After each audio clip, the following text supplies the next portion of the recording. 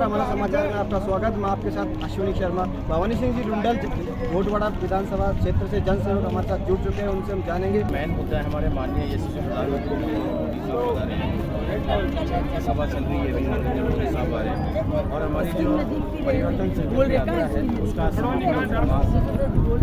है यहाँ पर और इस सभा को संबोधित कर रहे हैं।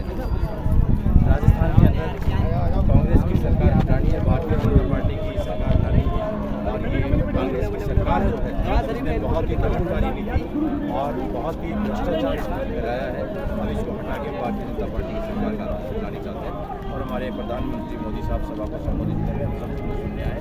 रही बात चौटड़ा विधानसभा की, चौटड़ा विधानसभा में कोई भी विकास नहीं, लालचंद कटारिया हमारे यहाँ के सिटिंग एमएलए भी हैं और कैबिनेट मंत्री भी हैं, लेकिन आज तक इन्होंने कोई काम किया नहीं है। बस रोडें, पानी, बिजली जो मूलभूत सुविधाएँ हैं वो भी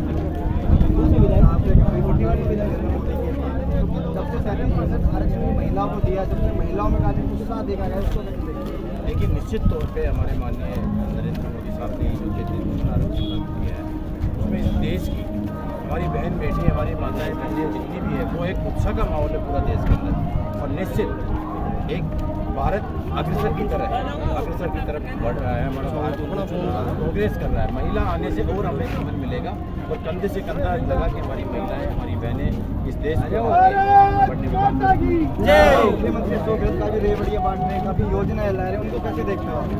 जब रेवड़ियाँ ही बांट रहे हैं तो रेवड़ी बांटने से कौन रोक सकता है अशोक गहलोत साहब को? लेकिन रेवड़ियाँ बांटने से ये राजस्थान की जनता समझ चुकी है कि सिर्फ रेवड़ियाँ हैं, वहाँ विकास नहीं होता। आखिरी के दिनों में महीने 2 महीने के अंदर जो रेवड़ियाँ बांटी जा रही है वो सिर्फ एक दिखावा किया जा रहा है, विकास नहीं हुआ, धरातल पे कोई विकास नहीं। रेवड़ियाँ बांटने से आज की जनता सब पढ़ी लिखी जनता है, जितना भी हमारे बुजुर्ग हैं, गाँव हैं, काश्तकार हैं, इनके बच्चे भी पढ़े लिखे होते हैं, काश्तकार भी समझता है। आप देखिए ना, पिछली बार अशोक गहलोत साहब के यहाँ पर जब सभा हुई थी उसमें ये क्या नाम आपके राहुल गांधी साहब बता रहे थे, उन्होंने कहा था कि आप 10 की गिनती गिनिए और राजस्थान का कर्जा मुक्त हो जाएगा काश्तकार का। आज तक राजस्थान में कर्जा माफ हुआ क्या? 5 साल गुजर गए, कर्जा माफ नहीं हुआ और कर्जे के अंदर कई लोगों ने तो आत्महत्या कर ली।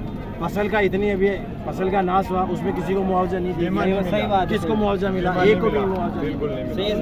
ये झांसों की सरकार है, ये रेवड़ियाँ बांटने वाली सरकार है और खुद की कुर्सी की लड़ाई की अशोक गहलोत और सचिन पायलट के झगड़े ही नहीं मिटे 5 साल तक। सही बात है। तो ये क्या धरातल पे विकास करेंगे?